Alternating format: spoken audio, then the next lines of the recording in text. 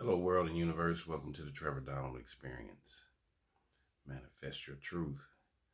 Today, we need to talk about economic disparity in corporate America and in many of these jobs across America. And we are being hit with inflation right now, and we have a heavy burden being placed on the middle class. And I think someone needs to speak up for our middle class workers who are the moral fabric of our economic society in America. It's our base, and it's dying and suffering each and every day. These salaries over the last 30 years for our average workforce and work people have not drastically increased or changed, while CEOs from 1990 until now, their salaries have gone up 5,000%. So a CEO that made $10 million a year for a major company now is making $100 million, $50 million a year. However, your average wage earner, their salary has not increased hardly at all. If you made $50,000 in 1995 as a blue collar worker, you're probably making $62,000 right now.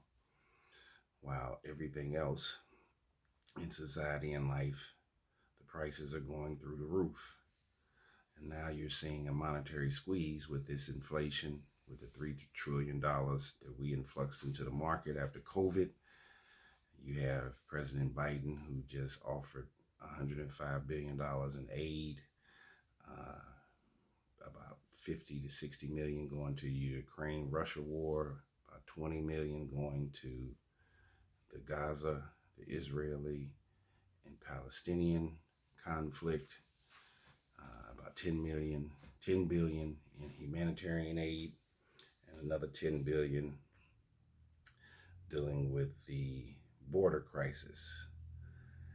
And now many of these cities, with this migrant sanctuary influx in these cities, in Chicago, New York, Denver, Atlanta,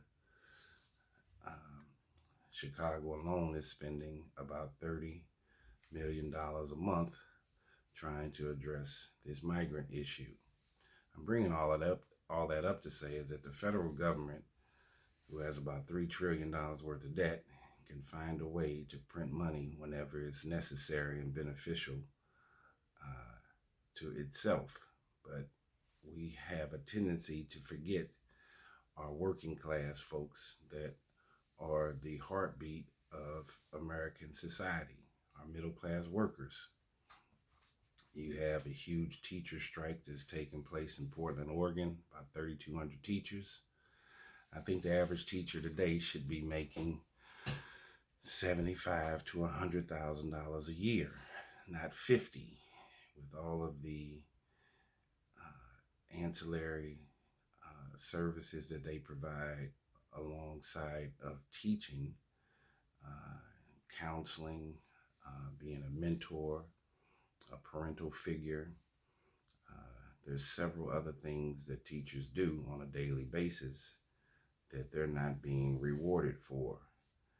And if there's ever a problem, of course, parents, you have administrators down their back. They have a very, very, very tough job, and they should be compensated for it. For some reason, we have devalued our interest in education across the board. And this is one of the reasons why our young people don't value education, because they see that the system doesn't value it.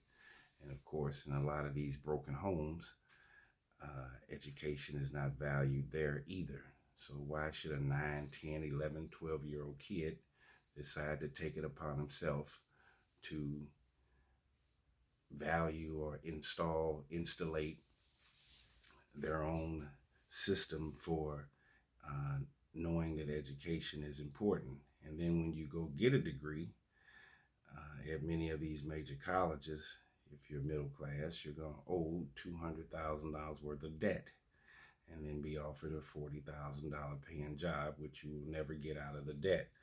There's a high level of hypocrisy that's taking place in our American system, definitely when it relates to education.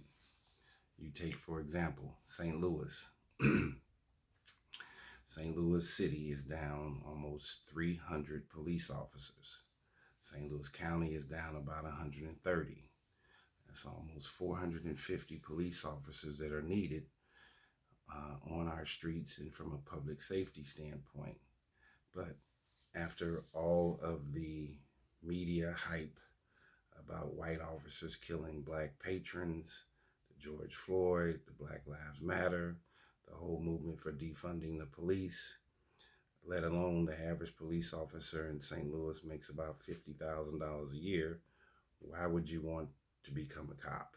Why would you want to become a police officer? That is another profession that needs to be paid at least $100,000 a year. They're putting their lives on the line each and every day. They don't know if they're going to come home after walking out of the door. And we need to install a higher level of value for many of these jobs. And then there's also the disparity of a police officer versus a police chief. The average police chief makes about $125,000 a year. The average police officer makes $50,000. The average firefighter makes about $50,000 a year. The average fire chief makes about $125,000. You take social workers. The average social worker, having attended college and gotten a master's degree in social work, probably owing $250,000 in debt, makes about $45,000 a year. Mind you, they have a caseload of 50 or 60 patients, clients, and the psychiatrist that they report to makes $200,000 a year. Now, yeah, there is a disparity in the level of education between a psychiatrist and a social worker. However, the amount and the volume of work and responsibility is very similar. I don't think that there should be a large gap between $200,000 and $45,000 for a psychiatrist and a social worker when they work right alongside each other. It's the same way with hospital nurses. They should be at $100,000 a year easily with their patient load, and they deal with patients probably more frequently than the doctor does. And so if you are a cardiac surgeon, you make $800,000 a year, but if you're a cardiac nurse, you make $90,000. That's a tenfold difference, and the responsibility and the delegation of workload is very similar. And so with this large disparity in economic disillusionment, you're finding there is a high need for nurses. The numbers are low. There's a high need for teachers. There's a high need for more police officers, for more firefighters. Here again with your teachers. The average teacher is making $50,000 a year, but the principal makes $100,000 to $120,000. Whether it's in a middle school, high school, there is a 50% drop between the principal and the teacher pay. And the responsibilities are very similar. The average teacher has about 5 classes a day with probably a minimum of 30 students. It's 150 kids that you're seeing in one day. And as we all know as parents, if you have 2 or 3 children, you know how tough that is to raise 2 or 3 children a day, every day. And to see 150 kids 5 days a week, that takes a heavy burden on you psychologically, physically, mentally, and they should be compensated for it. And even our retail workers, our fast food workers, our restaurant workers, there should be a minimum of $15 to $20 an hour. CEOs of Wendy's and General Motors and all these corporate companies are making $50 and $60 million a year, but you don't want to pay the employees $15 an hour. How can you live off of $15 and $18 an hour? And they even have a McDonald's in Connecticut that's charging $20 for a Big Mac meal. Where is all of the money going? Is it going into the CEO's pockets? Is They're going into the pockets of the corporate structure, and middle America is getting tired of it. And then you have the federal government who will print money at a blink of an eye during COVID, doing this relief situation that Biden package is putting together for everything that's outside of America. But our average worker here in America is suffering.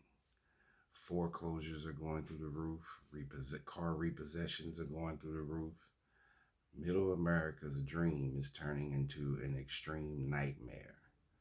And we need to have more people vocalizing the support for middle America. Most of our 350 million people in America, or 320 million, are middle class to lower middle class. So if you have this large burden that's being placed on the majority of your folks, people begin to lose hope. And I think that's where you're seeing a lot of this shoplifting and this looting, along with many of these liberal laws that are being enacted in places like the state of Illinois, in LA County, with the cashless bails, and you can steal up to $1,000 a day and not even get arrested in California. California is being decimated with shoplifting and looting. You're seeing a lot of shoplifting and looting in New York, Philadelphia, Chicago.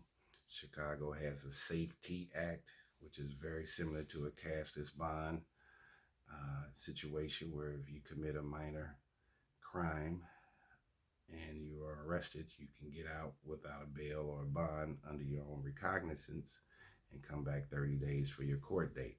Well, a lot of people are not going to be showing up to court for sure to see if they're going to go to jail or get probation for a crime. So we have to figure out how in the world that we can raise these cost of living hourly rates for employees and or salaries to make this a more viable country, or we're going to have complete civil unrest. And with these salaries being stagnated at a certain level for the last 25 years, while the cost of living increase keeps going up and up and up, don't forget we also have this technological advancement with artificial intelligence and humanoid robotics that are going to replace the human workforce in and of itself also, which means there will be more and more people displaced and not having an opportunity to make a decent living. I think this is one of the reasons why you saw the UAW strike. There should be wage increases. The CEO, the young lady, I think for General Motors or Ford, she was making like $40 million a year and complaining about the workforce in the automotive industry wanting higher pay salaries and retirement packages, health benefits, and she's complaining about it, and it makes not an ounce of sense. Without the people there working in those factories and manufacturing and distribution centers, there wouldn't be a GM or a Stellantis or Ford. We need to appreciate our workforce and stop turning our back on our American citizens. We need to slow down the traction for these liberal laws that are taking place, because even though you're finding them in a few states, eventually they may enact them federally. And we will have liberal laws and looting and shoplifting taking place all over the country. Target has closed many stores. There are a ton of corporate American stores that are closing as a result of the amount of shoplifting and stealing that's taking place. And we are headed in the wrong direction. We have a brush fire that's taking place across America that is going to turn into a forest fire soon. So let's try to consciously manifest our truth in the right direction. Let's have a PhD in common sense. We need to appreciate our middle class and lower middle class workforce, which is the bulk of what is the work fabric of America and remove this heavy strain off of them and increase these wages. Let's make this workforce a less hostile environment where people want to come to work and enjoy and appreciate the value of working and completing tasks and doing a great job. We are losing our moral ineptness each and every day.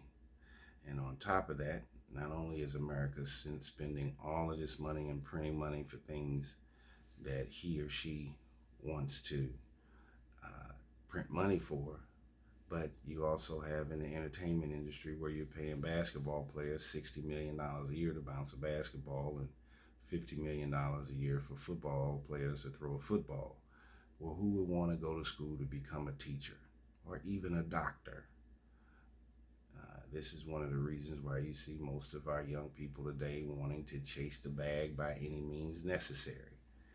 We have to change that narrative. There are very few people that are going to get an opportunity to become famous in sports and entertainment. That is a misnomer, and we will lose a heavy number of individuals who will get lost in the sauce by thinking they're going to become famous. However, the thing that you can capture and is tangible is to get an education, become a teacher, become a nurse, become a social worker, do something that's constructive and that will help society and help yourself. Those are more attainable and more realistic career goals, job goals, and personal goals. So let's manifest our truth in the right direction. Let's appreciate our middle class workforce. Let's pay them more. And let's try to make America a healthy and safe place again. Thank you for listening to the Trevor Donald Experience. Please hit that like and subscribe button. See you next time.